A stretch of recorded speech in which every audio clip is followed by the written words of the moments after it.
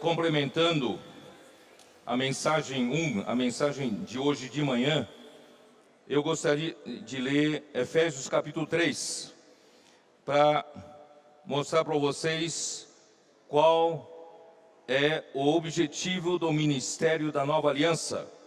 O objetivo da Nova Aliança é para executar a obra concernente à vontade de Deus. Estamos aqui para fazer a vontade de Deus, o mistério de Cristo. Então vou ler Efésios 3. Por esta causa eu, Paulo, sou o prisioneiro de Cristo Jesus, por amor de vós, gentios, se é que tendes ouvido a respeito da dispensação da graça de Deus, ou a economia da graça de Deus, ou o plano da graça de Deus, a mim confiado para vós outros, pois segundo uma revelação me foi dado conhecer o mistério, conforme escrevi há pouco, resumidamente, pelo que, quando ledes, podeis compreender o meu discernimento do mistério de Cristo. Qual é esse mistério?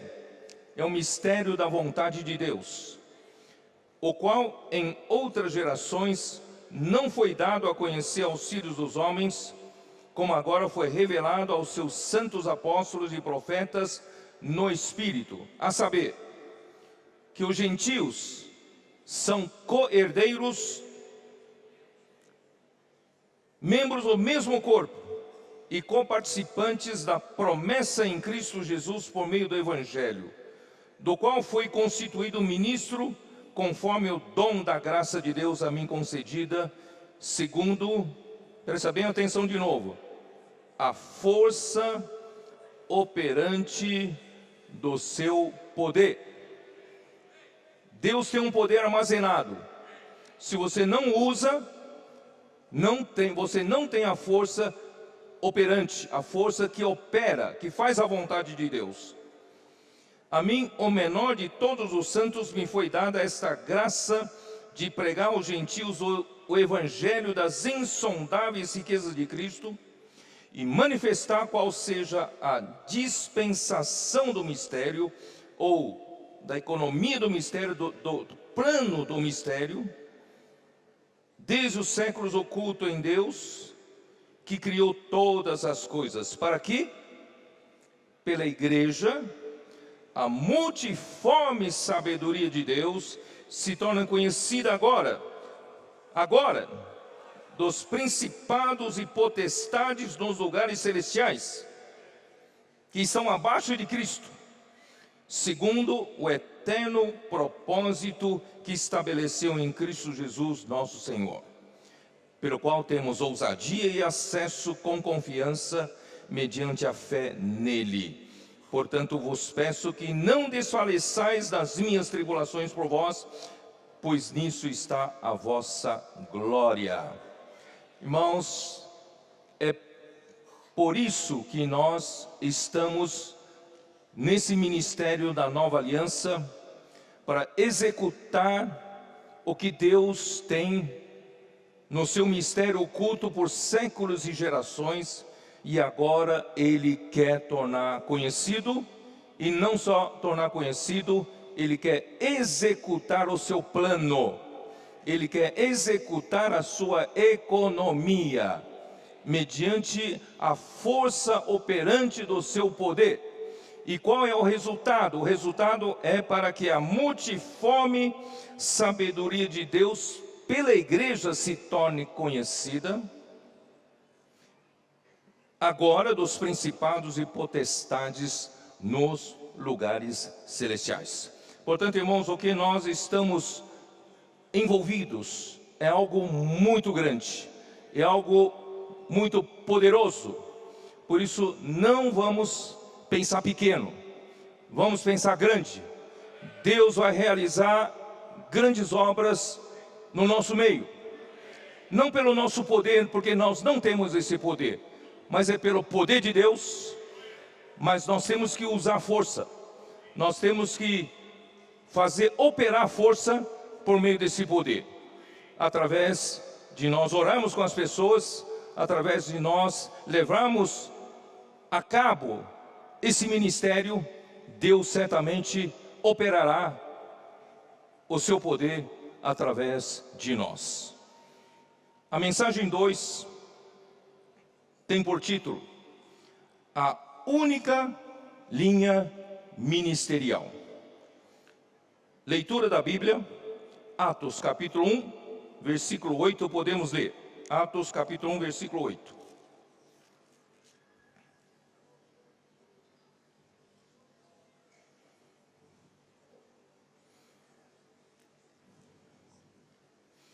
Mas recebereis poder ao descer sobre vós o Espírito Santo, e sereis minhas testemunhas, tanto em Jerusalém, como em toda a Judeia e Samaria, e até aos confins da terra. Isso foi dito para os apóstolos que estavam em Jerusalém. Portanto, esse ministério é para a pregação do Evangelho pelas testemunhas em toda a Judeia, Samaria, Jerusalém, Judeia, Samaria e até aos confins da terra. Provavelmente os apóstolos judeus, eles tinham uma visão estreita, preocupando-se apenas com a restauração do reino de Israel. Mas Deus queria restaurar o reino de Deus. Portanto, esse evangelho não se restringia somente entre os judeus. Deus queria que esse evangelho fosse pregado até os confins da terra. E nós estamos envolvidos nesse ministério para pregar o evangelho até os confins da terra como testemunhas. Quem está disposto? Eu estou disposto. Eu dou a minha vida para isso. Esse é o ministério da nova aliança que está incumbido a cada um de nós. Versículo 17. Pois ele era contado entre nós e teve parte nesse ministério. É com relação a Judas Iscariotes, que traiu a Jesus e ele se enforcou. Deixou uma vaga neste ministério. Versículo 25. Para preencher a vaga neste ministério e apostolado, do qual Judas se transviou, indo para o seu próprio lugar. E lançaram em sortes, vindo a sorte recair sobre Matias, sendo-lhe então votado lugar com os 11 apóstolos. Portanto, Matias preencheu a vaga deixada por Judas Iscariotes. Então, voltaram a ser 12 apóstolos. Como eu disse de manhã, o ministério terreno de Jesus, registrado em Lucas capítulo 3, vocês podem abrir a Bíblia de novo, em Lucas capítulo 3, versículos de 21 a 23.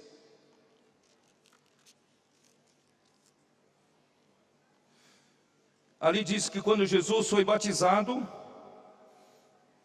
estando ele a orar, o céu se abriu, e o Espírito Santo desceu sobre ele em forma corpórea, como pomba, e ouviu-se uma voz do céu: Tu és o meu filho amado, em ti me comprazo. O que quer dizer isso, irmãos? Quer dizer que Deus estava dando testemunho perante os judeus, perante o mundo todo, que Jesus era o ungido de Deus, Jesus era o Cristo, era o Messias que devia de vir. Infelizmente, o povo judeu não entendeu assim. E através da descida do Espírito Santo, Jesus então foi ungido para começar o seu ministério. Jesus era o Verbo que estava com Deus. Vamos abrir a nossa Bíblia em João capítulo 1, versículo 1.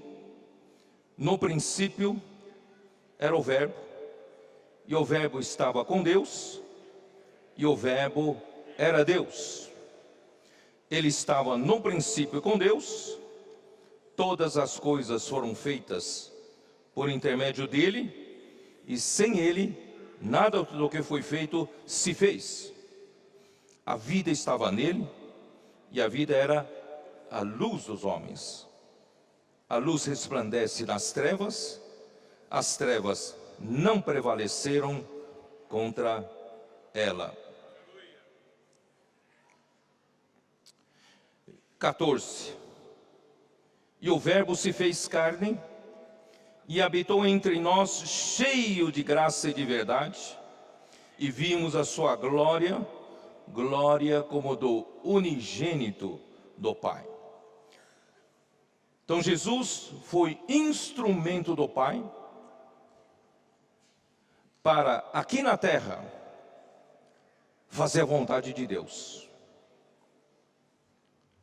O ministério é isso. Deus quer nos usar como instrumentos para realizar a sua obra.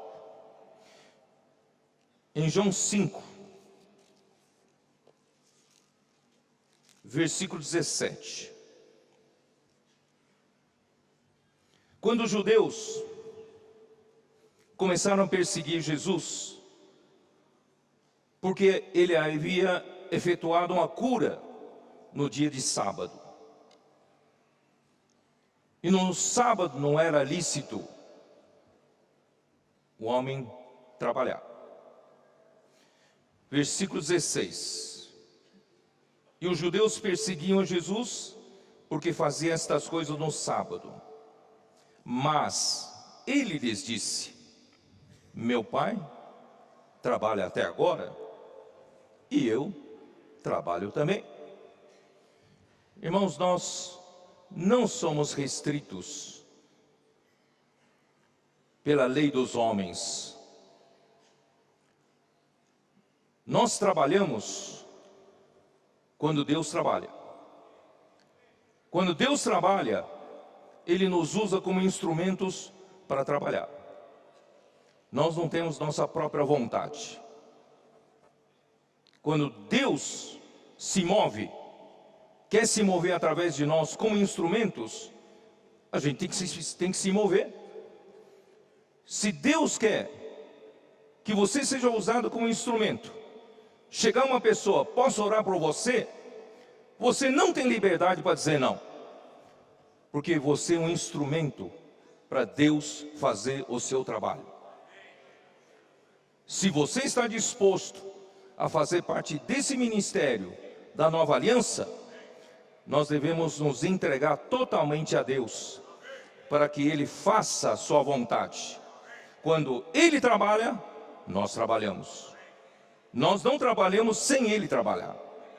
Quando Deus trabalha, eu trabalho. Versículo 19.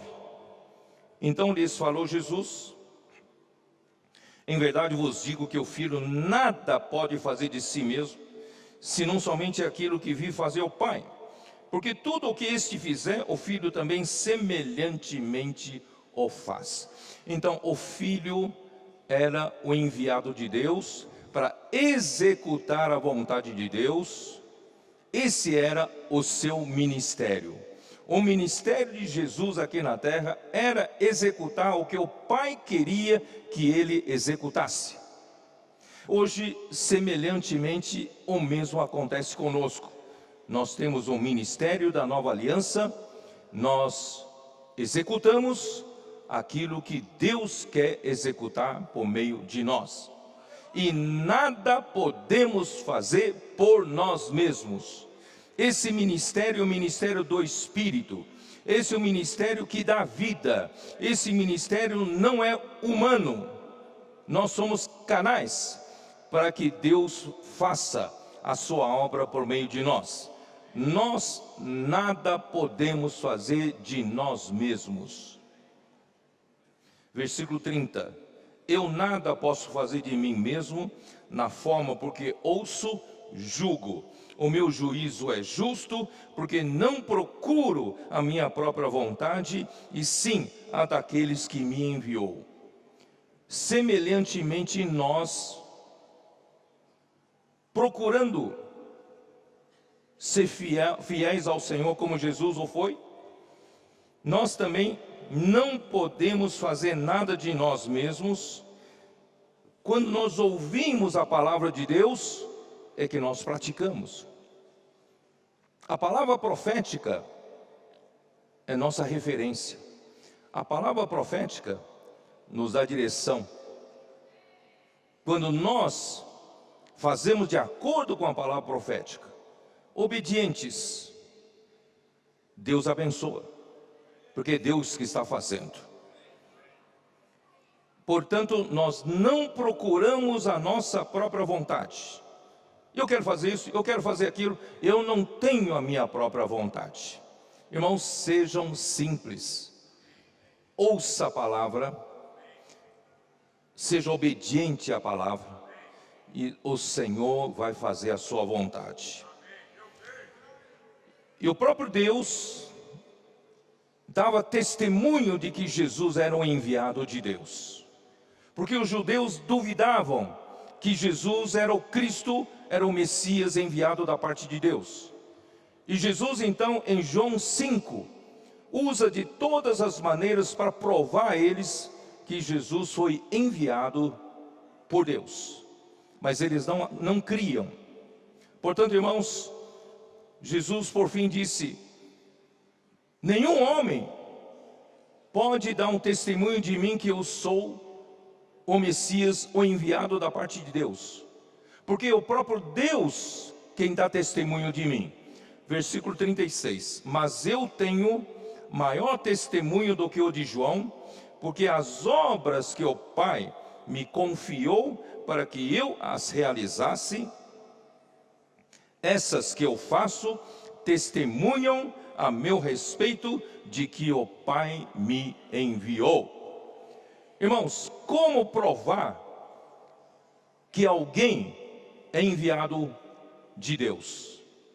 É quando esse alguém faz a obra de Deus, faz a obra que Deus manda realizar, e essas obras ele realiza, mas não é ele realizando, é o Pai, é Deus realizando por meio dele, é Deus dando testemunho de que esse é o enviado de Deus.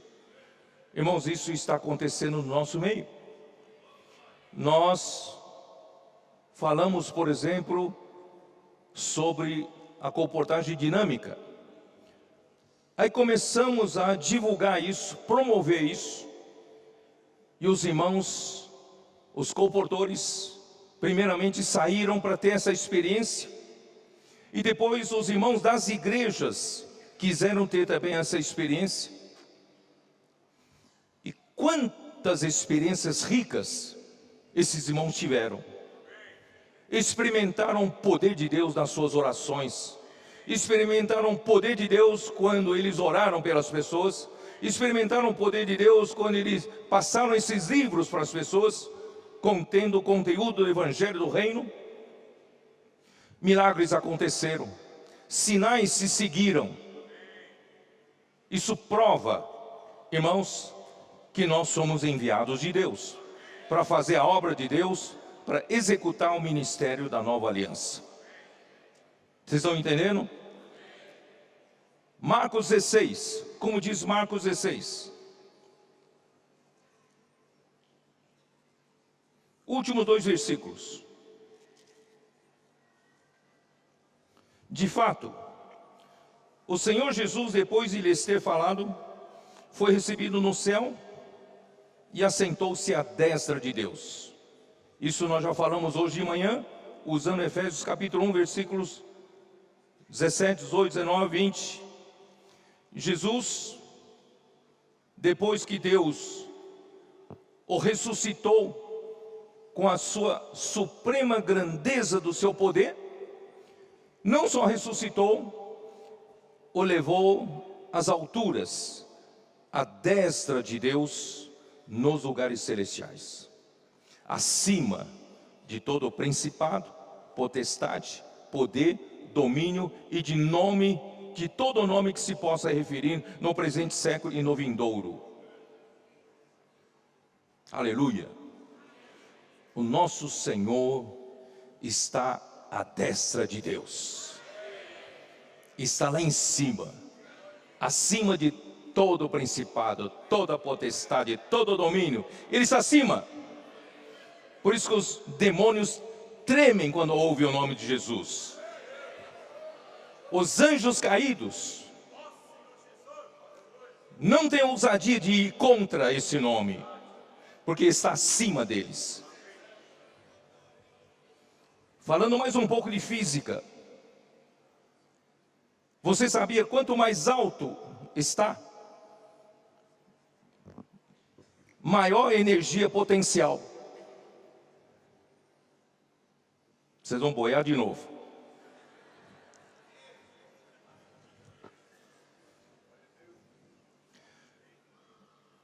Energia potencial é um corpo que está a uma certa altura de uma superfície. Quando eu elevo essa garrafa de água até essa altura, 1 metro mais ou menos, a energia potencial dessa garrafa de água é o seu peso, que é a massa vezes a aceleração da gravidade, vezes a altura. Isso dá energia potencial. Então, quanto mais alto e mais massa, esse corpo tem maior energia potencial. Isto é, ele tem esse poder todo para executar o trabalho. Quer dizer, se eu soltar aqui, ele vai descarregar sua energia potencial. Então, Deus está nas alturas, no terceiro céu. A sua energia potencial é a energia máxima. Ele levou Jesus lá em cima. Jesus é a conexão com o homem por parte de Deus. Essa energia potencial que Deus tem, Jesus tem. E nós, homens, podemos acessar essa energia potencial por meio de Jesus. E não só isso, Jesus hoje se tornou o Espírito da verdade. Jesus hoje se tornou o Espírito que dá vida. Então essa energia potencial toda está ao mesmo tempo aqui dentro de mim. Você tem o Espírito que está dentro de você, que está ao mesmo tempo lá em cima. Tem uma energia potencial no seu espírito gigantesca.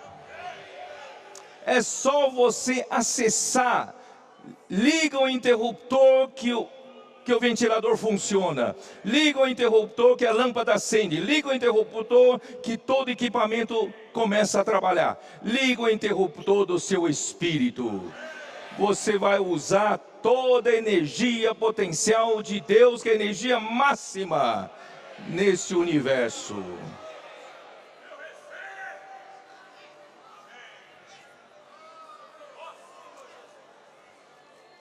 Marcos 16.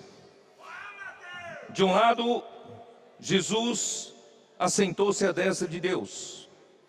Mas o versículo 20 mostra que nós estamos ligados, a igreja está ligada a Jesus.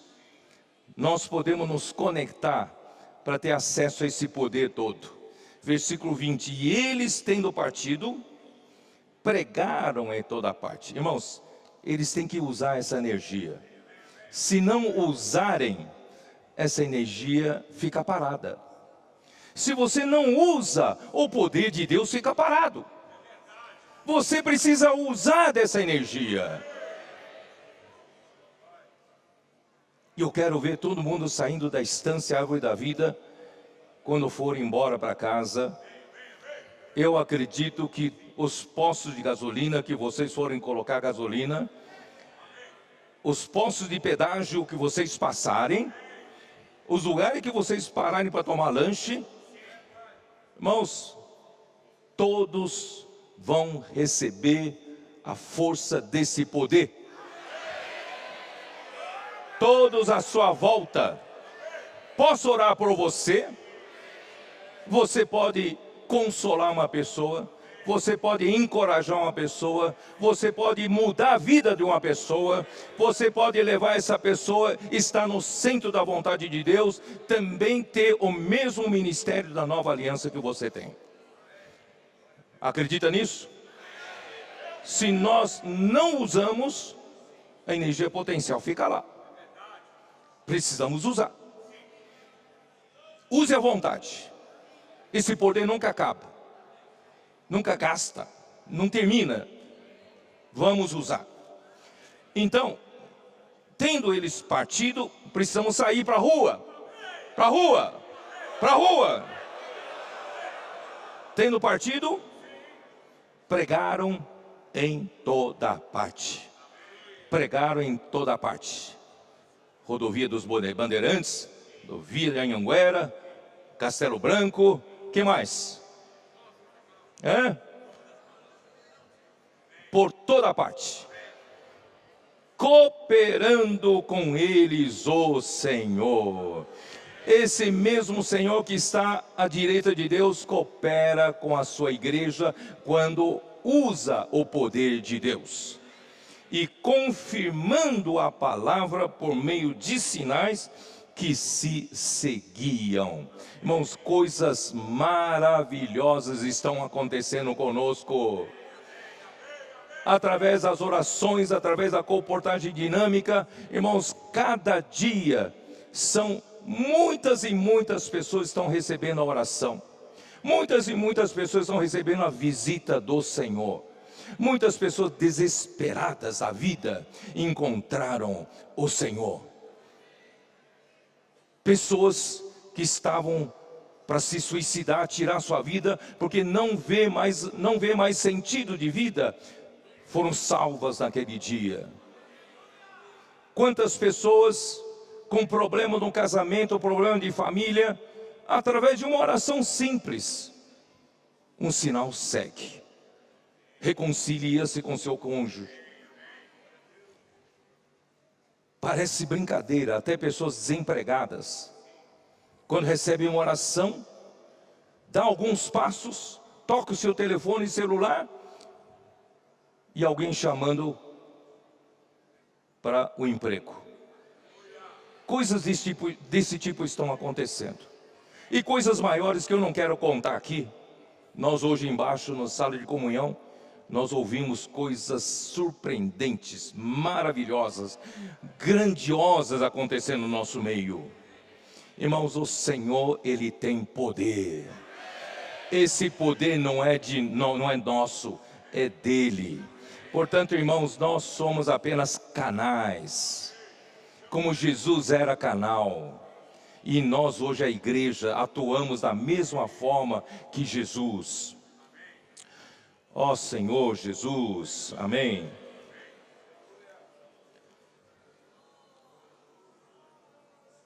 E esse mesmo ministério que Jesus cumpriu, morreu na cruz, realizou a redenção por nossa causa, Deus então usou essa base da justiça para nos justificar, e Deus nos formou a sua igreja.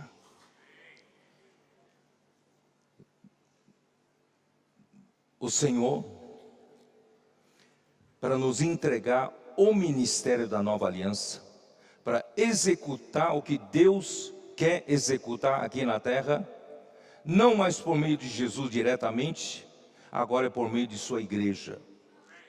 Então, da mesma forma, sua igreja precisava esperar que do alto descesse o poder. Porque sem o poder de Deus, nós não executamos nada. Não temos capacidade para isso, não temos poder para isso. Não pense que você é muito esperto, você conhece técnicas, você conhece artifícios. Não, nós não temos capacidade de fazer a obra de Deus. Mas nós podemos esperar que do alto sejamos revestidos do poder do Espírito Santo. E eles então ficaram em Jerusalém, orando ali naqueles dias, e de repente no dia do Pentecostes, no capítulo 2 de Atos dos Apóstolos, como diz? Como diz?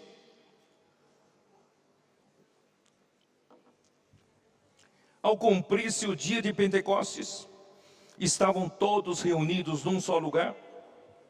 De repente, veio do céu um som, como de um vento impetuoso, e encheu toda a casa onde estavam assentados. E apareceram distribuídas entre eles línguas, como de fogo, e pousou uma sobre cada um deles. E todos ficaram cheios do Espírito Santo, e passaram a falar em outras línguas, segundo o Espírito lhes concedia que falassem. Irmãos, quando o Espírito Santo quer que a gente execute a obra de Deus segundo o ministério da nova aliança, Ele precisa nos dar o poder. Para Ele nos dar o poder, Ele manda o Espírito Santo ser derramado sobre nós. E nós, quando cremos no Senhor Jesus, você acredita quando você foi batizado, quando você creu na verdade, você foi batizado pelo Espírito Santo. Quem aqui crê que foi batizado pelo Espírito Santo? Então a primeira característica de que você foi batizado pelo Espírito Santo é que o Espírito Santo abriu a sua boca, abriu a sua língua. Você agora pode dizer: ó Senhor Jesus.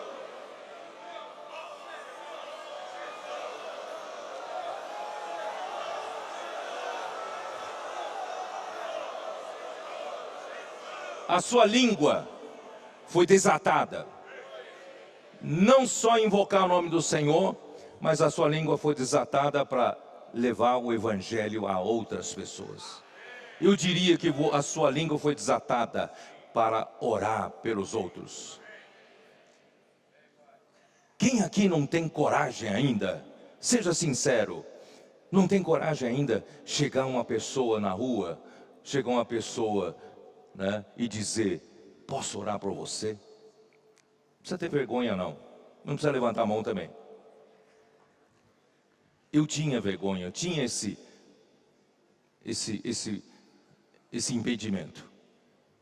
Aí eu falei assim para o Senhor: Senhor, o que eu faço? O Senhor falou: é fácil. Deixa escapar da sua boca essa frase: posso orar por você? Deixa escapar. Porque quando você fala, você não consegue mais recolher. Você chega para uma pessoa e fala: posso orar por você? Opa, eu falei isso? A pessoa fala: pode. O que resta você fazer? Orar? Porque o Espírito Santo já abriu tua boca. Eu não sei fazer isso. Experimente que você consegue fazer isso. Vai para um lugar e deixa escapar essa frase: posso orar por você? Você não vai ficar arrependido. Você vai experimentar o poder do Espírito, mudando a vida daquela pessoa. Então, o que eles passaram a falar? Que língua eles passaram a falar? Estavam os judeus vindos de toda a parte da terra, de todas as nações. É como se hoje estivesse aqui os que vindo da África, vindo da Europa, vindo da Alemanha, da França, da Espanha, né, Suíça, e vindo da parte de Canadá, Estados Unidos, da Ásia, né, de todo quanto é lugar. E de repente cada um ouviu aqueles discípulos pregando na sua própria língua, falando as maravilhas do Evangelho na sua própria língua. O dia que Soares conseguir falar fluentemente inglês, o AMI, né? Well, eu vou acreditar que é o Espírito Santo sobre eles. E eles ficaram atônitos, ficaram perplexos. Que é isso? Que é isso? Mas alguns zombavam. Aí, irmãos, aconteceu pela primeira vez, sob a liderança do apóstolo Pedro, em nome dos 12, tá? Capítulo 2, versículo 14. Então se levantou Pedro com os 11, e erguendo a voz, Pedro teve a ousadia de tomar liderança. Porque Deus queria isso. Deus havia incumbido a Pedro para tomar liderança em nome dos 12 apóstolos. Então se levantou Pedro com os 11 e erguendo a voz, advertiu-os nesses termos: varões judeus e todos os habitantes de Jerusalém, tomai conhecimento disto e atentai nas minhas palavras. Estes homens não estão embriagados, como vindes pensando, sendo esta a 3ª hora do dia. Mas o que ocorre é o que foi dito por intermédio do profeta Joel. O que aconteceu? Alô? Alô? O que aconteceu já estava profetizado por Joel no Antigo Testamento. E acontecerá nos últimos dias, diz o Senhor, que derramarei do meu Espírito sobre toda a carne. Vossos filhos e vossas filhas profetizarão, vossos jovens terão visões e sonharão os vossos velhos. Até sobre meus servos e sobre minhas servas derramarei do meu Espírito naqueles dias e profetizarão. Mostrarei prodígios, vou ler no versículo 22. Irmãos, que maravilha! Versículo 22 estabelece um princípio maravilhoso que nós precisamos seguir para cumprir o nosso ministério. Varões israelitas, atendei a estas palavras: Jesus, o Nazareno, varão aprovado por Deus diante de vós, como Deus aprovou diante dos judeus, que aprovou a Jesus Nazareno. Ele varão aprovado por Deus diante de vós com milagres, prodígios e sinais, os quais o próprio Deus realizou por intermédio dele entre vós, como vós mesmos sabeis. Irmãos, esse é o mesmo princípio. Você não precisa ser forte, você não precisa ser poderoso. Deus é poderoso.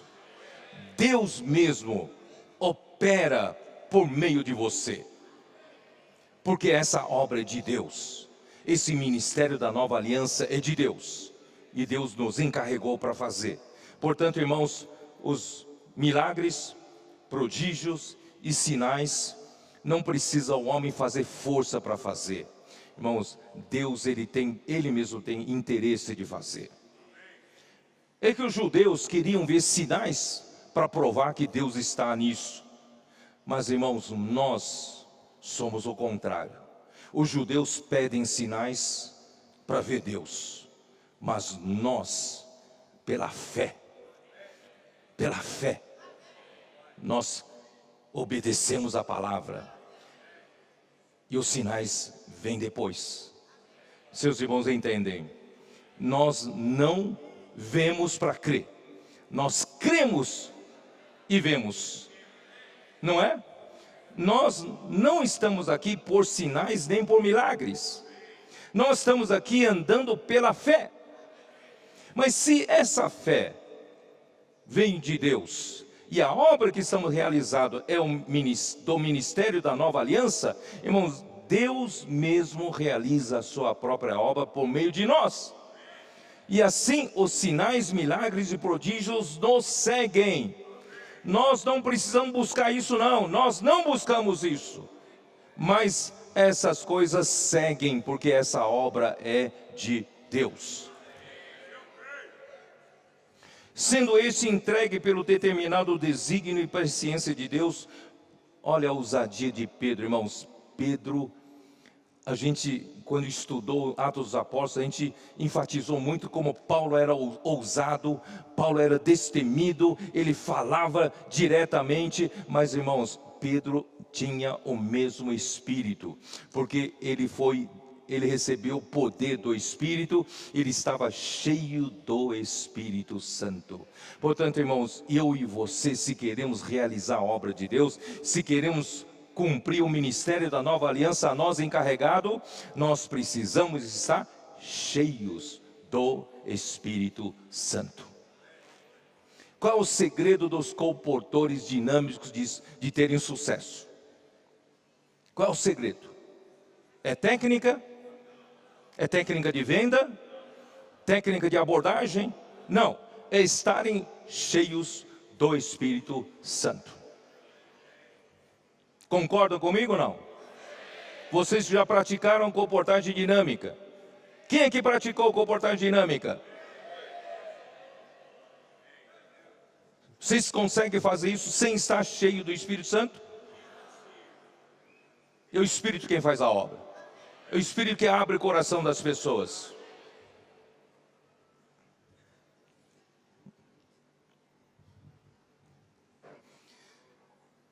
Vós o matastes, crucificando-o por mãos de iníquos, ao qual, porém, Deus ressuscitou, rompendo os grilhões da morte, porquanto não era possível fosse por ele retido por ela. Irmãos, Pedro pregou com toda a ousadia. Irmãos, hoje da mesma forma, nós devemos pregar com ousadia. Não tenha medo de nada, porque o que estamos pregando é aquilo que nós vivemos. Nós testemunhamos aquilo que pregamos, tá? Bom, aí então, versículo 36, esteja absolutamente certa, pois toda a casa de Israel, de que a este Jesus que vós crucificastes, Deus o fez Senhor e Cristo. Ouvindo estas coisas, compungiu-se-lhes o coração, e perguntaram a Pedro e aos demais apóstolos, que faremos, irmãos? E eu só sei que naquele dia, versículo 41, então os que lhe aceitaram a palavra foram batizados, havendo um acréscimo naquele dia de quase 3.000 pessoas. Eram 120 galileus orando, aguardando do alto, receberam o poder que vem do alto. E agora, depois do dia do Pentecoste, a igreja em Jerusalém já tinha quase 3.000 pessoas. E perseveravam na doutrina dos ensinamentos dos apóstolos, e na comunhão, no partir do pão, e nas orações. Em cada alma havia temor, e muitos prodígios e sinais eram feitos por intermédio dos apóstolos. Irmãos, será que esse espírito mudou? Será que esse poder mudou? Será que nos nossos dias não tem mais isso? Irmãos, o Senhor da mesma forma, Ele vai fazer grandes coisas por meio de nós. Acredite no que eu estou falando. É só você se dispor, porque esse poder, essa energia potencial está à nossa disposição. Capítulo 3 de Atos. Aconteceu um grande milagre. Pedro e João, subindo ao templo para a oração na hora nona, era levado um homem coxo de nascença, o qual punham diariamente à porta do templo chamada Formosa, para pedir esmola aos que entravam. Prestem bem atenção, era um coxo de nascença. O que quer dizer um coxo de nascença? Alguém que nunca andou. Mas sabe quantos anos esse homem tinha? Tinha mais de 40 anos. Então, por 40 anos, aquele homem nunca andou. Como pode alguém da área médica, da área biológica, pode me explicar que é impossível esse homem voltar a andar? Ou pelo menos de uma hora para outra. Haveria necessidade de sessões e mais sessões de fisioterapia, ainda que fosse curado. Mas, irmãos, um milagre aconteceu. O que aconteceu? Vendo a Pedro e João, que iam entrar no templo, implorava que lhe dessem uma esmola. Pedro, fitando-o juntamente com João, disse: olha para nós, olha para nós. Irmão, quando você fala para orar com as pessoas, pede para a pessoa olhar para você. É importante, olha para nós. Ele os olhava atentamente, esperando receber alguma coisa. Pedro, porém, lhe disse: não possuo nem prata, nem ouro, mas aqui tenho, isso te dou. Em nome de Jesus Cristo, o Nazareno, anda. Em nome de Jesus, o Nazareno, anda. E tomando-o pela mão direita, o levantou. Imediatamente os seus pés e tornozelos se firmaram. É impossível aos olhos humanos. Seus pés e tornozelos se firmaram. De um salto se pôs em pé. Ele não só levantou devagarinho, mas levantou de um salto. Passou a andar e entrou com eles no templo, saltando e louvando a Deus. Um coxo que nunca andou na vida se firmou nos seus tornozelos e entrou com Pedro e João ao templo, saltando e andando. Irmãos, esse milagre só Deus pode fazer. Essa é a energia potencial que só Deus tem para realizar esse trabalho. Ninguém podia negar que foi Deus quem o curou, nem mesmo os judeus mais descrentes, os maiores opositores de Jesus, não podiam negar. Certo? Ó Senhor Jesus. Versículo 10. E reconheceram-se ele, o mesmo que esmolava, assentando à porta formosa do templo, e se encheram de admiração e assombro por isso que lhe ocorrera. Apegando-se a ele, a Pedro e João, todo o povo correu atônito para junto deles no pórtico chamado Salomão. À vista disso, Pedro então se dirigiu ao povo dizendo: israelitas, por que vos maravilhais disto? E por que fitais os olhos em nós? Como se pelo nosso próprio poder ou piedade o tivéssemos feito andar. Irmãos, o poder não vem de nós. Nunca usurpe a autoria da obra de Deus. É Deus quem faz. Nunca diga assim: eu preguei o evangelho e essa cidade foi levantada por mim. Se Deus não o fizer, você não consegue fazer nada.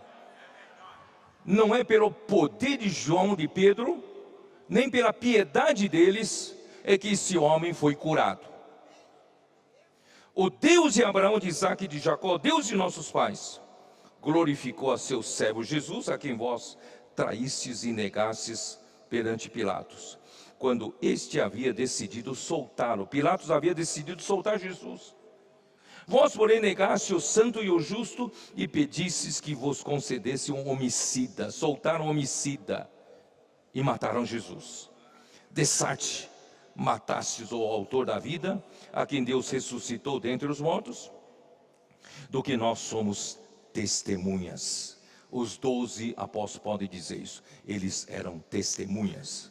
Pela fé em o nome de Jesus é que esse mesmo nome fortaleceu a este homem que agora vedes e reconheceis. Sim, a fé que vem por meio de Jesus deu a este saúde perfeita na presença de todos vós. É é em nome de Jesus, o Nazareno. Em nome desse Jesus é que esse homem foi curado. Portanto, irmãos, esse nome é poderoso. Não desvalorize, não menospreze o nome de Jesus. Se alguém quer salvo, não adianta apenas clamar a Deus. Deus, salva-me.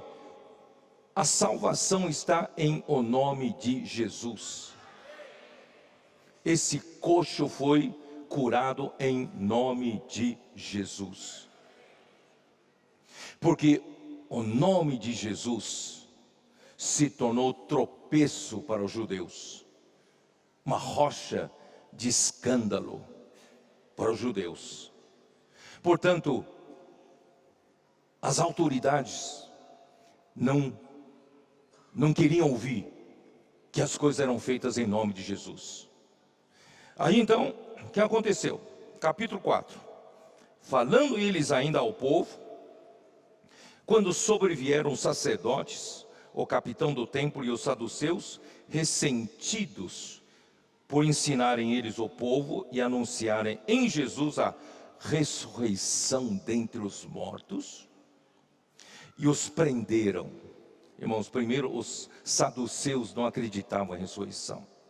Recolhendo-os ao cárcere até o dia seguinte, pois já era tarde. Então Pedro e João foram presos. Muitos, porém, dos que ouviram a palavra aceitaram, subindo o número de homens a quase 5.000. 5.000 homens agora vivendo a vida da igreja em Jerusalém. Veja o que esse nome pode fazer, veja o que o poder de Deus pode fazer. Será que Deus não é mais capaz de fazer hoje? No dia seguinte, reuniram-se em Jerusalém as autoridades, os anciãos e os escribas, com o sumo sacerdote, Anás, Caifás, João, Alexandre e todos os que eram da linhagem do sumo sacerdote, isto é, toda a autoridade máxima do povo judeu. Não só a autoridade eclesiástica, vamos dizer, a autoridade religiosa, eles também eram autoridades civis do povo. E pondo-os perante eles, os arguíram: com que poder? Ou em nome de quem fizestes isto? Então Pedro, cheio do Espírito Santo, irmãos, lembre-se disso, para executar o ministério da nova aliança, tem que estar cheio do Espírito Santo. Exercite seu espírito. A todo tempo exercite seu espírito. Exercite invocando o Senhor, exercite tendo comunhão com o Senhor, exercite, irmãos, conversando com o Senhor, tendo intimidade com o Senhor e sendo guiado pelo Espírito. Esteja sempre cheio do Espírito Santo. Então, Pedro, certo? Cheio do Espírito Santo, lhes disse: autoridades do povo e anciãos, visto que hoje somos interrogados a propósito do benefício feito a um homem enfermo e do modo por que foi curado, tomai conhecimento vós todos e todo o povo de Israel de que eles não queriam ouvir esse nome. Mas Pedro é ousado, não é isso? Pedro é muito ousado. Em nome de Jesus Cristo, o Nazareno, a quem vós crucificastes e a quem Deus ressuscitou dentre os mortos, sim, em seu nome é que este está curado perante vós. Vocês não querem ouvir esse nome, eu vou enfatizar, é em nome desse Jesus é que esse homem está curado. Esse Jesus é pedra rejeitada por vós, os construtores, o qual se tornou a pedra angular. Não há salvação em nenhum outro, porque abaixo do céu não existe nenhum outro nome dado entre os homens, pelo qual importa que sejamos salvos.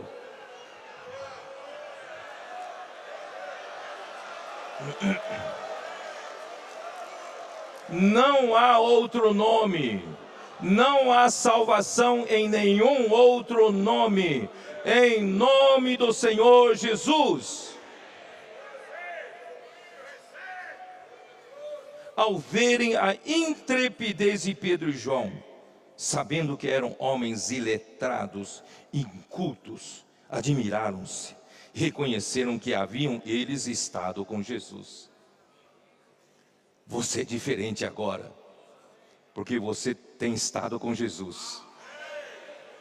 Um homem que realmente tem estado com Jesus fica diferente. Por isso não deixe os outros menosprezarem que você no passado foi iletrado e inculto. Agora você é diferente. Você esteve com Jesus. Você é testemunha desse Jesus.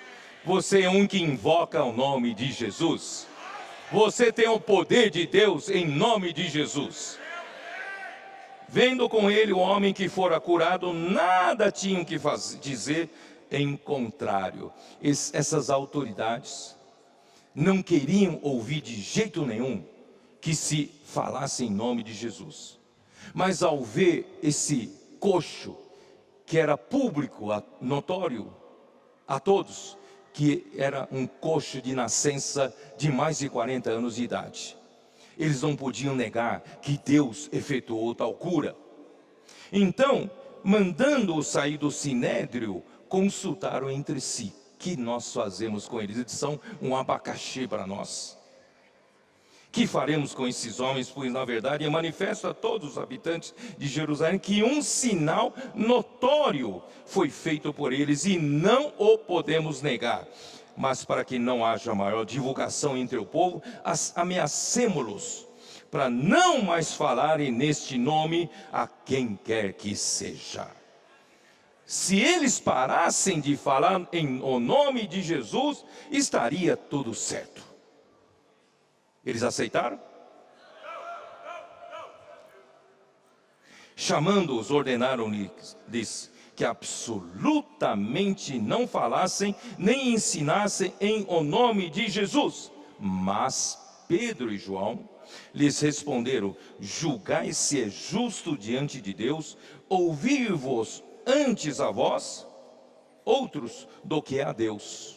Pois nós não podemos deixar de falar das coisas que vimos e ouvimos. Nós não podemos deixar de falar das coisas que vimos e ouvimos.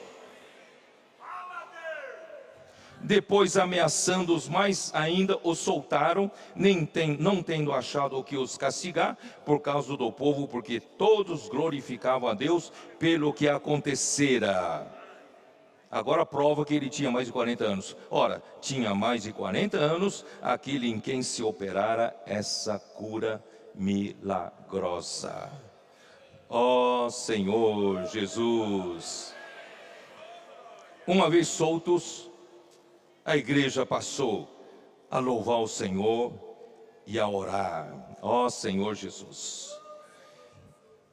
Aí, o que aconteceu? Eu não vou falar do caso de Ananias, né? Nem em caso, né, de Safira, Ananias e Safira. E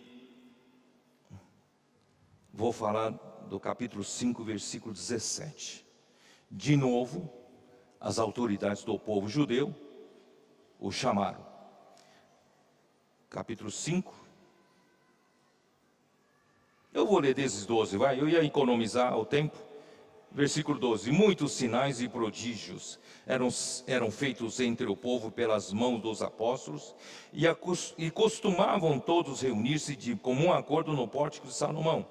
Mas dos restantes ninguém ousava juntar-se a eles, porém o povo lhes tributava grande admiração.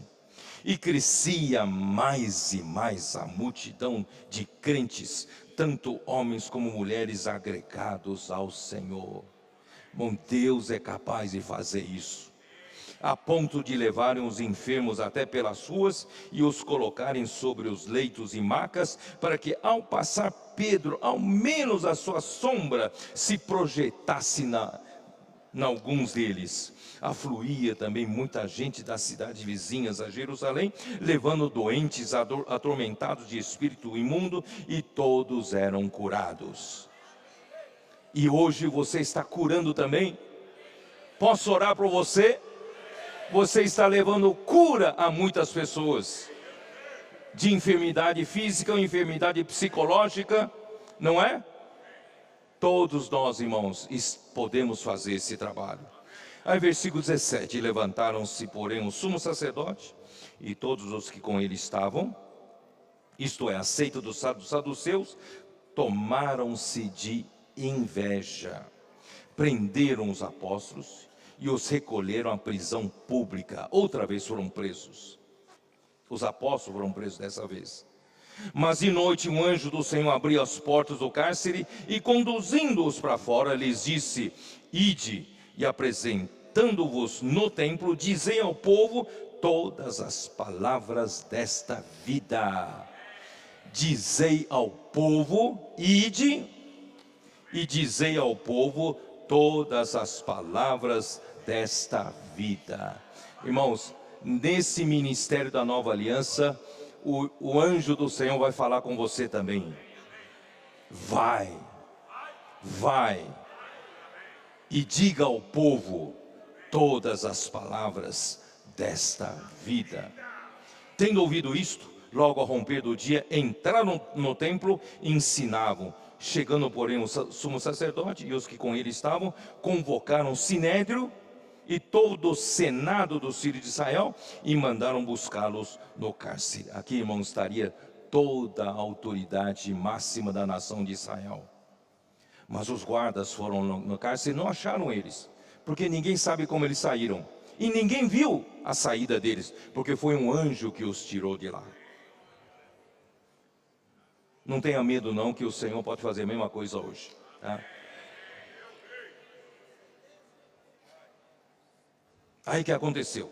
Versículo 27, acharam eles no templo, trouxeram-nos apresentando-nos no sinédrio, e o sumo sacerdote interrogou-os, dizendo: expressamente vos ordenamos que não ensinasseis nesse nome, contudo enchestes Jerusalém de vossa doutrina, e quereis lançar sobre nós o sangue desse homem. Então Pedro e os demais apóstolos afirmaram: antes importa obedecer a Deus do que aos homens. O Deus de nossos pais ressuscitou a Jesus, a quem vós matastes, pendurando-o no madeiro. Deus, porém, com a sua destra o exaltou a príncipe e salvador, a fim de conceder a Israel o arrependimento e a remissão de pecados. Ora, nós somos testemunhas desses fatos, e bem assim o Espírito Santo que Deus outorgou aos que lhe obedecem. Chegou ao limite a tolerância das autoridades do povo judeu. Já estavam por aqui, por aqui. Vocês se perceberam ou não? Já tentaram várias vezes pararem os apóstolos de falarem em nome de Jesus, mas não tiveram sucesso. Prenderam já 2 vezes e quiseram parar e não conseguiram parar de novo. Versículo 33, eles, porém, ouvindo, se enfureceram e queriam matá-los. A partir de então, houve a intenção de matar. Somente matando os apóstolos, eles conseguiriam calar os apóstolos.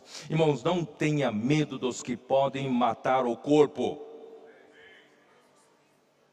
porque Deus é conosco.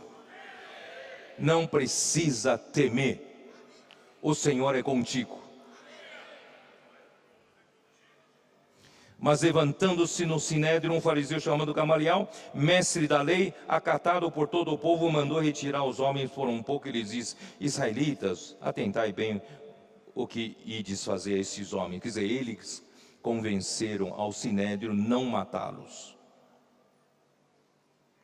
Versículo 38. Agora vos digo, dai de mão a estes homens, deixai-os. Porque se esse conselho ou essa obra vem de homens, perecerá. Mas se é de Deus, não podereis destruí-los, para que não sejais porventura achados lutando contra Deus. E concordaram com ele e não mataram. Chamando os apóstolos, açoitaram-nos e ordenando-lhes que não falassem em o nome de Jesus, os soltaram. Irmãos, o problema era falar em nome de Jesus.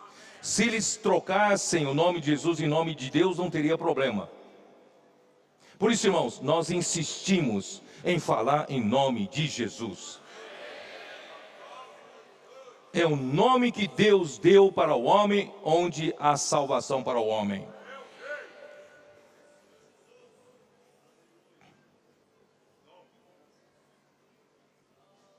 E eles retiraram do Sinédrio, regozijando-se por terem sido considerados dignos de sofrer afrontas por esse nome. E todos os dias no templo, de casa em casa, não cessavam de ensinar, de pregar Jesus o Cristo. Não cessavam de pregar Jesus o Cristo. Mas já estavam no limite. Já estavam no limite. Aí aconteceu no capítulo 6, em que, por problema de servir as mesas, distribuição de alimentação, tiveram discussões ali, e Pedro, os 12 convocaram os discípulos e disseram para estabelecer, instituir os diáconos, e 7 diáconos foram instituídos para que eles possam servir as mesas e os apóstolos cuidarem do ministério da palavra e de oração. Portanto, irmãos, esse ministério da nova aliança, o trabalho principal, irmãos, é ministério da palavra e oração. Não que os demais serviços não sejam importantes, mas o que puxa realmente esse ministério, para Deus executar a sua obra, é o ministério da palavra, é a palavra profética e a oração. Precisamos orar mais, tá? Só que Estevão, versículo 8, capítulo 6, Estevão, cheio de graça e poder, fazia prodígios e grandes sinais entre o povo. Levantaram-se alguns dos que eram da sinagoga, chamados libertos, dos sirineus, dos alexandrinos e os da Cilícia, e discutiam com Estevão e não podiam resistir à sabedoria e ao espírito pelo que ele falava. Então subornaram alguns que dissessem: temos ouvido este homem proferir blasfêmias contra Moisés e contra Deus. Sublevaram o povo, os anciãos e os escribas, investiram, arrebataram, levando ao Sinédrio. Estevão foi levado ao Sinédrio, foi feito um interrogatório. Estevão fez uma defesa maravilhosa, no capítulo 7 de Atos dos Apóstolos, um relato muito esclarecedor. E no final do seu relato, quando Estevão usou palavras duras, versículo 51, homens de dura cerviz, incircunciso de coração e de ouvidos, vós sempre resistis ao Espírito Santo, assim como fizeram vossos pais, também vós o fazeis. Qual dos profetas vossos pais não perseguiram? Eles mataram os que anteriormente anunciavam a vinda do justo, do qual vós agora vos tornaste traidores e assassinos. Olha só que palavra forte. Vós que recebestes a lei por ministério de anjos e não a guardastes. Ouvindo eles isto, já estavam aqui com eles. Ouvindo eles isto, enfureciam-se no seu coração, rilhavam os dentes contra ele. Mas Estevão, cheio do Espírito Santo, fitou os olhos no céu e viu a glória de Deus e Jesus que estava à sua direita. Irmãos, aquele homem já não estava aqui na terra, ele já estava ligado no céu em outra dimensão. E disse: eis que vejo os céus abertos e o Filho do Homem em pé à destra de Deus. Eles, porém, clamando em alta voz, taparam os ouvidos e unânimes arrebenteram contra ele e lançaram fora da cidade, o apedrejaram. As testemunhas deixaram as suas vestes aos pés de um jovem chamado Saulo. Saulo era que era fiel às tradições de seus pais. E apedrejavam Estevão, que invocava e dizia: Senhor Jesus, recebe o meu espírito. Então, ajoelhando-se, clamou em alta voz: Senhor, não lhes imputes este pecado. Com estas palavras, adormeceu. E Saulo consentia na sua morte. Irmãos, esse foi um baque muito forte para os irmãos em Jerusalém. Uma igreja que vinha prosperando, pregando o Evangelho, pregando a Jesus com ousadia, e o poder de Deus era operado sobre eles, para que mais e mais pessoas, não é isso, sejam salvas. E de repente chegou no limite da tolerância das autoridades, do povo e também da religião judaica. E a partir daí, surgiu no capítulo 8, naquele dia, levantou-se grande perseguição contra a igreja de Jerusalém, e todos, exceto os apóstolos, foram dispersos pelas regiões da Judeia e Samaria. Os apóstolos ficaram para guardar uma posição em Jerusalém, porque a perseguição estava muito forte. Presta bem atenção, o ambiente da perseguição, versículo 3. Saulo, porém, assolava a igreja, entrando pelas casas e arrastando homens e mulheres, encerrava-os no cárcere. Bom, não pense que você lendo isso é muito simples. Irmãos, Saulo não era tão jovem assim, como alguns pensam.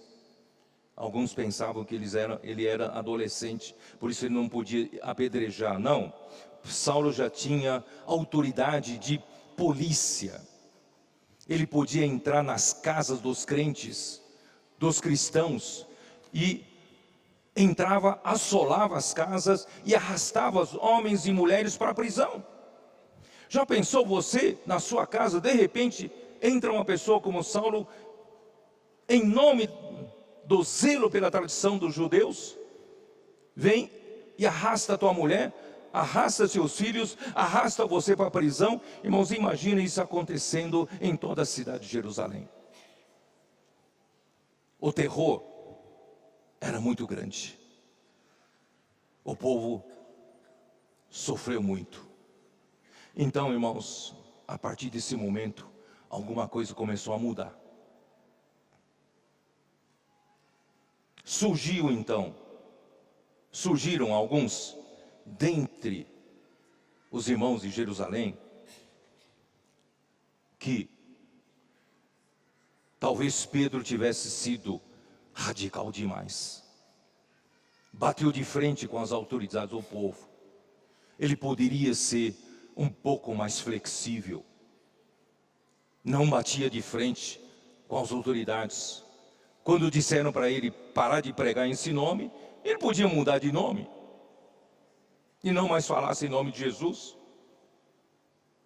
E podia tolerar um pouco mais os judeus que ainda praticavam a circuncisão e guardar a lei de Moisés. Portanto, a partir daí, começou a ganhar força um homem chamado Tiago. Esse Tiago não era um dos apóstolos, não era irmão de João, era um dos irmãos de Jesus. Não era nenhum dos apóstolos. Mas ele era um homem piedoso, um homem muito respeitado pelos de Jerusalém. E ele provavelmente era mais flexível, talvez tolerasse os que praticavam a circuncisão e a lei de Moisés, conciliando a fé em Cristo com o judaísmo. A partir daí, irmãos, Tiago ganhou força e Pedro perdeu a liderança. Por que eu digo isso? Quando chega, ó Senhor Jesus, como explico isso para vocês? Quando chega no capítulo 15 de Atos dos Apóstolos, quando Paulo e Barnabé vão discutir justamente por essa questão de alguns saírem de Jerusalém e pregarem nas igrejas dos gentios, de que era-lhes necessário praticar a circuncisão para que sejam salvos. E Paulo e Barnabé foram para Jerusalém para tratar dessa questão. A salvação não vem da prática da lei, porque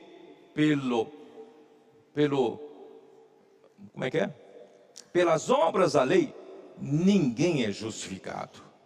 O homem é justificado pela fé. Esse ponto, irmãos, é essencial no ministério da nova aliança. Não podemos ceder nesse ponto. Mas, por causa dessa pressão toda, então Paulo e Barnabé foram, e houve um concílio em Jerusalém. Houve no começo, dá uma olhada no capítulo 15, versículo 1 diz assim: alguns indivíduos que desceram da Judeia ensinavam aos irmãos: se não vos circuncidardes segundo o costume de Moisés, não podeis ser salvos. Então Paulo e Barnabé não podiam admitir isso. Aí eles foram para Jerusalém. Em Jerusalém, versículo 4, tendo chegado a Jerusalém, foram bem recebidos pela igreja, pelos apóstolos e pelos presbíteros, e relataram tudo o que Deus fizera com eles. Olha só o versículo 5. Insurgiram, entretanto, alguns da seita dos fariseus que haviam crido, dizendo: é necessário circuncidá-los e determinar-lhes que observem a lei de Moisés. Então, em Jerusalém, a fé começou a mudar de forma. Esse não é mais o ministério da nova aliança. O ministério da nova aliança não pode admitir tal mistura. A fé é fé, a lei é a lei. É ou não é? Então, quando chegou no final, Paulo e Barnabé deram testemunho, eles gostaram, e Pedro deu o testemunho, mas quem deu a palavra conclusiva foi o Tiago. Vocês perceberam que Pedro já não tinha mais força de liderança. E era Tiago quem estava liderando em Jerusalém. E quando chegou no capítulo 21, Paulo, na sua terceira viagem, chega até em Jerusalém, ele foi recebido por Tiago e os presbíteros que estavam com ele. Não havia nem Pedro, nem nenhum dos apóstolos da igreja em Jerusalém. Então, Pedro foi perdendo força, Tiago foi se levantando. Por quê? Porque, irmãos, a nação de Israel, as autoridades de Israel, não podiam aceitar essa mudança da lei para a fé. A minha voz está acabando. Eu vou ler com vocês Gálatas. Gálatas.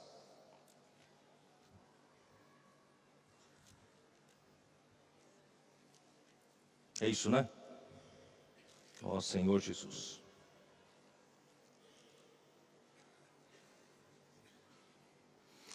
Capítulo 3 de Gálatas. Versículo 6. É o caso de Abraão, que creu em Deus, e isso lhe foi imputado para a justiça. Sabei, pois, que os da fé é que são filhos de Abraão. Irmãos, eu vou dizer uma coisa, eu fiz questão de ler tudo isso para vocês, para mostrar para vocês, nós, a igreja, que nós estamos vivendo aqui na terra, na época de hoje, nós não surgimos no século passado. Nós não somos um grupo de aventureiros que surgiu no meio dos grupos cristãos. Nós temos raiz. A nossa raiz vem desde lá de Abraão. Porque a raiz da fé vem de Abraão, sabia disso? Abraão creu em Deus, isso lhe foi imputado por justiça. Então, irmãos, nós não somos um movimento que começou no século passado. Nós pertencemos a essa raiz que não é terrena, a raiz é celestial, que começou com Abraão pela fé. E essa fé se concretizou na vinda de Cristo. Quando Cristo veio, se concretizou a fé. E oficialmente a igreja foi gerada para realizar a obra de Deus, cumprindo o ministério da nova aliança, a ela encarregada, começou no dia de Pentecostes. E nós começamos juntos no dia do Pentecostes. Não somos um movimento que começou com Watchman Nee, com Witness Lee. Irmãos, nós começamos com a raiz em Abraão e começamos no dia do Pentecostes. É isso que eu quero deixar claro para vocês. Nós não somos tão volúveis, com pouca idade. Onde estamos pisando, irmãos, tem solidez. Onde estamos pisando começou no dia do Pentecostes. E mais ao longe ainda, a fé começou com Abraão. E essa raiz é a raiz da boa oliveira. E essa raiz refere-se às primícias da massa. Abraão começa com essas primícias, porque Abraão estava ligado a Deus. Nós somos, quanto maior, quanto mais antiga é uma civilização, o povo é mais inabalável, não é? Se você faz parte de uma civilização novinha, do ano 1500, então você tem pouca raiz. Mas, irmãos, espiritualmente, nós temos uma raiz muito sólida. Nós não somos aventureiros que apareceram no ano passado, no século passado. Nós temos uma raiz sólida no céu. E nós temos o início em Jerusalém, no dia do Pentecostes. Acredita nisso ou não? Isso tudo que eu li até agora, irmão, faz parte da sua história. Faz parte da minha história. Pedro foi o primeiro apóstolo. O primeiro apóstolo nosso. É nosso. Não é? Bom, agora eu quero ler capítulo 3 de Gálatas. Ainda tem um tempinho ou não?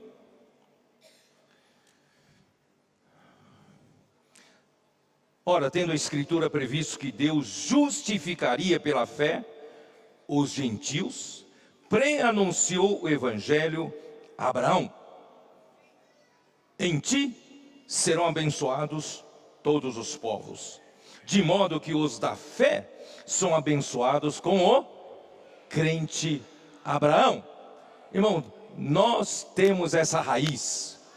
Abraão creu em Deus, isso lhe foi imputado por justiça, e através da promessa feita a Abraão, nós fomos abençoados. Porque Deus pré-anunciou o evangelho a Abraão, porque ele justificaria pela fé os gentios. Todos quantos, pois, são da lei, são das obras da lei, estão debaixo da maldição, porque está escrito: maldito todo aquele que não pertence em todas as coisas escritas no livro da lei, para praticá-las. Versículo 13: Cristo nos resgatou da maldição da lei, fazendo-se Ele próprio maldição em nosso lugar, porque está escrito: maldito todo aquele que for pendurado no madeiro. Ele tomou o cálice da maldição, Ele nos deu a sua bênção, para que a bênção de Abraão chegasse aos gentios em Cristo Jesus, a fim de que recebêssemos pela fé o Espírito prometido. Essa é a bênção de Abraão. Por isso eu digo para vocês que a nossa raiz está em Abraão. Hoje nós recebemos a bênção, recebemos a promessa, que é o Espírito prometido a Abraão. E essa promessa, versículo 15: irmãos, falo como homens, ainda que uma aliança seja meramente humana, uma vez ratificada, ninguém a revoga ou lhe acrescenta alguma coisa. Então essa aliança que Deus firmou, irmãos, é uma aliança perpétua. Ora, as promessas foram feitas a Abraão e ao seu descendente. Não diz e aos descendentes, como se falando de muitos, porém de um só, e a teu descendente, que é Cristo. Então essa promessa foi feita a Abraão e a Cristo. A Abraão foi pré-anunciado o evangelho de que os gentios seriam justificados pela fé. E em Cristo essa realidade aconteceria. Todo aquele que invocar o nome do Senhor será salvo, a partir de Cristo. Então essa promessa foi feita para Abraão e Cristo, tá?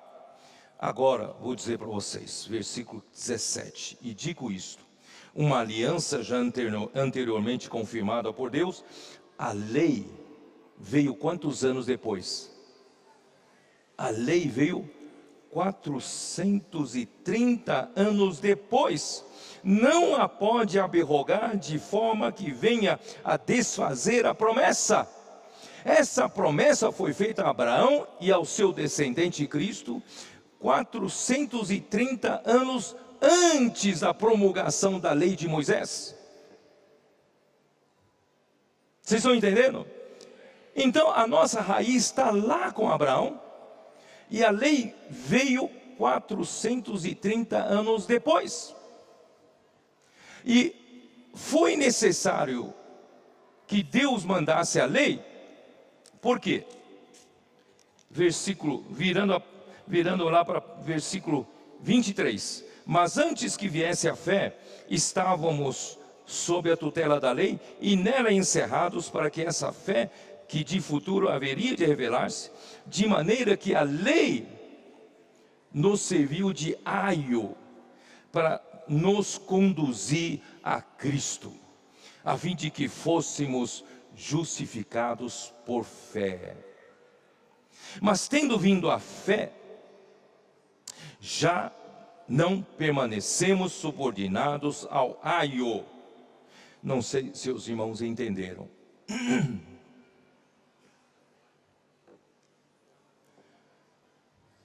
Deus tirou o seu povo do Egito, muitos anos depois de Abraão. Esse povo desceu para o Egito, começou a esquecerem de Deus, porque estavam vivendo confortavelmente no Egito, na terra de Gósen, com muita abundância, e de repente chegou um faraó que não conhecia José, começaram a oprimir, começaram a escravizar o povo. Então o povo clamou ao Senhor, e o Senhor usou Moisés e tirou-os do Egito. Quando chegou no deserto, no Monte Sinai, em Êxodo 19, vamos ler, vai. Temos tempo ainda para ler, não? Êxodo 19. O Senhor Jesus. Êxodo 19. Versículo 4. Tendes visto o que fiz aos egípcios, como vos levei sobre asas de águia, e vos cheguei a mim. Agora, pois, se diligentemente ouvides a minha voz, e guardardes a minha aliança, então sereis a minha propriedade peculiar, dentre todos os povos, porque toda a terra é minha. Vós me sereis reino de sacerdotes e nação santa. São essas as palavras que falarás aos filhos de Israel. Deus mesmo tirou esse povo do Egito, e Deus queria um povo de propriedade exclusiva de Deus. Deus então estabeleceu um sistema de governo de uma nação inédito na terra. Não é nem democracia, nem ditadura, era teocracia. Deus governando aquele povo. Pela primeira vez na história, irmãos, tem uma nação que era governado por Deus. Teocracia. E qual será a constituição para se governar aquela nação? A constituição foi a lei de Moisés. Deus então deu os 10 mandamentos e as leis subsequentes. Resumindo, é a lei de Moisés. Então, Deus mesmo estabeleceu uma nação, Deus estabeleceu o governo dessa nação, que é a teocracia, e Deus instituiu como constituição a lei de Moisés. Tudo isso foi feito por Deus. Todavia, esse povo que vivia debaixo dessa lei, a constituição como a sua lei, a lei como a sua constituição, tinha de prever que um dia teria que fazer uma conversão. Um dia, quando Cristo viesse, essa lei que serviu de aio, de tutor, de cuidador, perderá sua função. A lei não terá mais a sua função quando viesse a Cristo, não é assim? Quando Cristo veio, não estarão mais sujeitos à lei. A partir de então, eles pertenceriam a Cristo. Mas, para uma nação, é difícil essa mudança de uma hora para outra. Você imagina se as autoridades dos judeus concordassem com Pedro, dizendo que realmente você tem razão. Nós não devemos mais praticar a lei, nós devemos seguir a Cristo. Como seria essa nação? Perderia de noite para dia a constituição de uma nação. Os irmãos estão me entendendo ou não? É quase impossível fazer isso. Por isso que as autoridades de Israel não conseguiram aceitar. Eles então perseguiram aqueles que estavam provocando essa revolução. Eles iriam destruir uma nação, tirando a sua constituição. Vocês estão me entendendo? Por isso que Deus já previu que a nação de Israel não iria aceitar. Jesus então seria pedra de tropeço, rocha de escândalo. Eles iriam rejeitar Jesus como nação e abriria a porta para os gentios, a porta da salvação. Alguns ramos da boa oliveira foram arrancados porque não conseguiram aceitar essa mudança. E nós, os gentios da oliveira brava, nós somos enxertados a boa oliveira. Até que se completasse o número dos gentios. Aí, quando chegar no final, chegaria o momento de que os remanescentes dos judeus, eles reconhecerão que Jesus Cristo é o Senhor. E os remanescentes serão salvos. Vocês creem nisso? E quando o Espírito Santo, que começou de uma maneira maravilhosa no dia do Pentecostes em Jerusalém, mas quando chega no Atos capítulo 8, veio a grande perseguição. Irmãos, começou esse impedimento, essa linha do ministério bateu de frente com uma parede. E o Espírito Santo não pode parar com seu ministério. Então, nessa mesma hora, no capítulo 9, Deus prepara um homem. Deus prepara a Saulo. A conversão de Saulo foi em capítulo 9, no caminho para Damasco, para prender os que invocavam o nome do Senhor, para trazer manietados, presos para Jerusalém, os que invocavam o nome do Senhor em Damasco. Mas ali, em uma grande luz, Jesus falou com ele, teve um encontro com Jesus. E ali esse homem foi salvo. Saulo se tornou um vaso escolhido para levar o evangelho aos gentios, porque os judeus, no meio dos judeus, o Espírito Santo não tinha mais caminho. E esse mesmo Espírito Santo, irmãos, preparou no capítulo 9, Saulo. Mas no capítulo 10, Deus ainda usou Pedro para abrir a porta da salvação aos gentios. E ali, na casa do Cornélio, aleluia, ele abriu uma porta para os gentios. O mesmo Espírito Santo que havia descido sobre Jerusalém, também desceu na casa de Cornélio sobre os gentios. Porque Pedro ainda tinha resistência de que Deus queria também converter os gentios. Mas depois da visão que ele teve do grande lençol, ele não teve mais dúvida. Ele foi até ali e foi usado para que o Espírito Santo descesse também sobre os gentios. Irmãos, baseado nisso, nós também recebemos o Espírito Santo no dia do batismo, na casa do Cornélio. E Pedro voltou para Jerusalém. No caminho, os da circuncisão arguíram com ele e acharam ruim com ele. Como é que você entrou na casa de incircunciso e comesse com ele? Você não pode fazer isso. Aí Pedro teve que se explicar que Deus é que fez isso. Vocês percebem a pressão que havia em Jerusalém. É capítulo 11. É isso, né? Capítulo 11 de Atos dos Apóstolos. Já estou terminando, tá? Tem um pouquinho mais de paciência. Capítulo 11, dá uma olhada. Ó Senhor Jesus. Capítulo 11.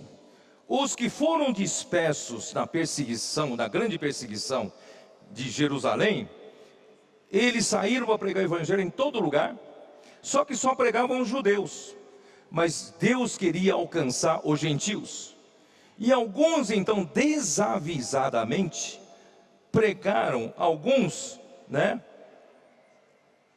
versículo 20, capítulo 11, versículo 20. Alguns deles, porém, que eram de Chipre e de Cirene, e que foram até Antioquia, falavam também aos gregos, anunciando-lhes o evangelho de Jesus, Senhor Jesus. A mão do Senhor estava com eles, e muitos, crendo, se converteram ao Senhor. Levantou-se uma igreja forte dos gentios em Antioquia, na Síria. Aleluia! O Espírito Santo não podia continuar mais entre os judeus. O Espírito Santo foi para Antioquia. E em Antioquia, o ministério da nova aliança prosseguiu. Portanto, irmãos, nós não podemos dizer nós não somos da linha de Jerusalém, não somos da linha de Antioquia, não. Nós estamos nessa única linha ministerial, que começou no dia do Pentecostes, terminando aqui na casa de Cornélio, onde nós somos inseridos, e nós E essa linha ministerial prosseguiu em Antioquia, através do ministério de Paulo, que eu vou falar amanhã. Amém? Você precisa saber quem é você. Onde está você? Que ministério da nova aliança é esse que Deus nos deu? Irmãos, nós precisamos nos sentir muito sólidos, nos sentir muito seguros. Nós não começamos ontem, nós começamos desde Abraão, nós começamos desde o dia do Pentecostes. Irmãos, nós estamos nessa linha, inseridos nessa linha ministerial.